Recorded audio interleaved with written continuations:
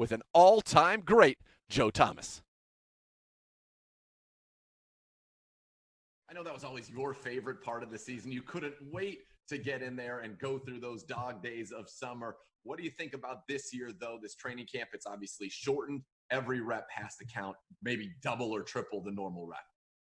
Yeah, it's a crazy training camp. I'm sure that everybody's talked about that at length, but especially for the offense, those reps are absolute gold right now because the offense is always that part of the team that takes the most time to be able to put in, to be able to install, to get everybody on the same page because of the level of coordination that it takes to be proficient as an offense and not having any OTAs, having a shortened training camp, no preseason, yada, yada, yada, new offense, new head coach, all those things combined. It just means that every single rep when the offense goes out there is absolutely gold.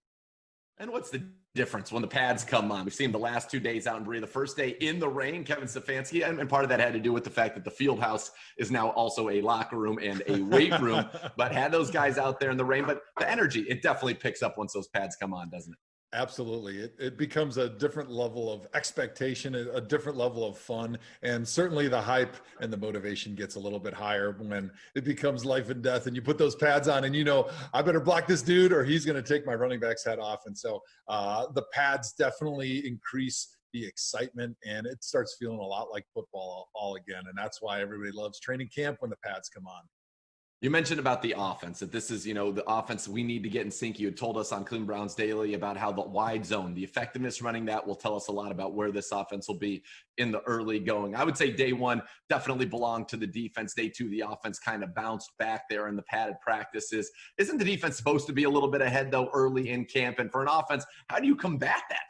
Yeah. It's always like that in training camp. Nathan, you've covered a million training camps. You understand that, especially early on, the defense always dominates because the offense is trying to put a million things in. They're trying to get everybody on the same page. And really, you have to have that level of coordination and the cooperation or plays just go for 0 yards. If you don't have all 11 guys on offense on the same page, you're not going to gain a single yard out there. Whereas on defense, it's much more natural. It's where do I line up and then go tackle the man with the football. All it takes is one guy on defense to make a great play. On offense, you got to have all 11 guys acting as one in order to have an effective play on offense. So you're going to have a little bit of back and forth, but I'll take you back when Kyle Shanahan first came in, and you remember these training camp days.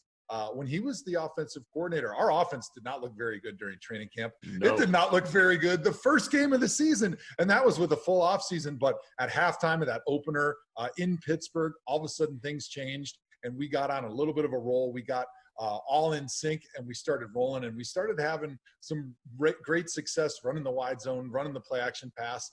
And all it takes is that one moment where all of a sudden you get on a roll, you move the football down the field, you gain a little bit of confidence, and everybody sees on offense what this wide zone play action scheme can become, and they start to understand how they fit into that offense, and that's where things really start to roll. And it's going to take some time, no doubt. This training camp might be a little bit rough for that offense, but at some point in this season, that offense is going to begin clicking, and there's no turning back from that point. The offensive line, obviously, as you know it very well, being one of the best to ever do it. We focus a lot on Jedrick Wills, Conklin, a new piece, and now Nick Harris also in with J.C. Tretter undergoing that procedure on his knee. So 2 rookies, 3 new pieces out of 5 right now on that offensive line. What are you looking for from that group as training camp progresses? Yeah, I look for Jack Conklin being a guy who's a veteran. He's been in this system before. He's one of the best outside zone blocking tackles in the game. I look for that wisdom and that experience to really trickle down to all those other guys, because Nick and Jed, coming from college programs, they haven't had a lot of experience in this type of an offense. They haven't had a lot of experience running these type of techniques. And so that wisdom from Jack Conklin is going to be enormously important. But for the center, Nick Harris, and for Jed, the left tackle right now, what I want to watch for them is how are they doing getting off the line of scrimmage, those first 2 steps. Are they getting their hat placement on the right side of the defense? Are they coordinating those double team blocks at the first level, moving up to the second level? correctly. What I want to see is I want to make sure that those guys are getting their hips together. They're getting pushed at the line of scrimmage. They're able to get off to the second level without miscommunications, because the wide zone, like we talked about, there's a lot of complexities and small details that you have to get right. Otherwise, you're going to have defensive linemen in the backfield. You're going to have 2 offensive linemen coming off of a double team and leaving 1 guy free. And so just reducing those miscommunications, keeping those defensive linemen on the line of scrimmage, giving those running backs an opportunity to get 5 to 7 steps in the ground, get their feet up to the line of scrimmage and make a cut.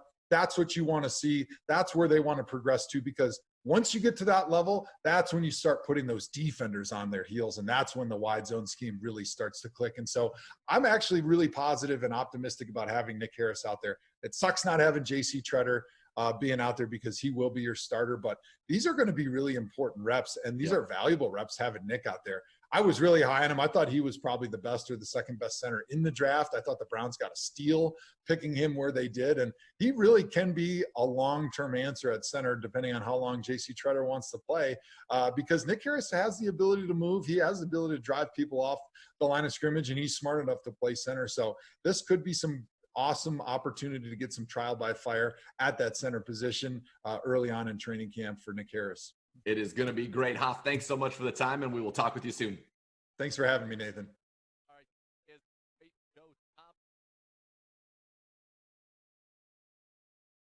All right, there he is. Great Joe Thomas on the program here. Browns Live Training Camp presented by Discount Drug Mart, live in Berea. And the Hoff with some good words of encouragement there about Nick Harris, his 2 rookies right now on the offensive line. Nathan Zegura alongside Browns legend Josh Cribbs. And Josh, day 3 in pads here in Berea. What are you looking for? I'm looking for that more of consistency with the offense. They had a great second day in battling the defense. If we have to give it to a side of the ball, I'll give yesterday to the offense. But we want to see that balance come out. We want to see still a high level of play from defense and still a high level play from your offense. So I'm looking for that balance more so today. Yeah, it is day 3. As you said, day 1 in the rain, all about the defense. They started strong again yesterday, but the offense certainly came on strong at the end. And today we're going to get a look at kind of a new look linebacking core as well. We know Mack Wilson won't be out there. Jacob Phillips, the 3rd rounder, you expect him to get an opportunity to step up along with Tay Davis, because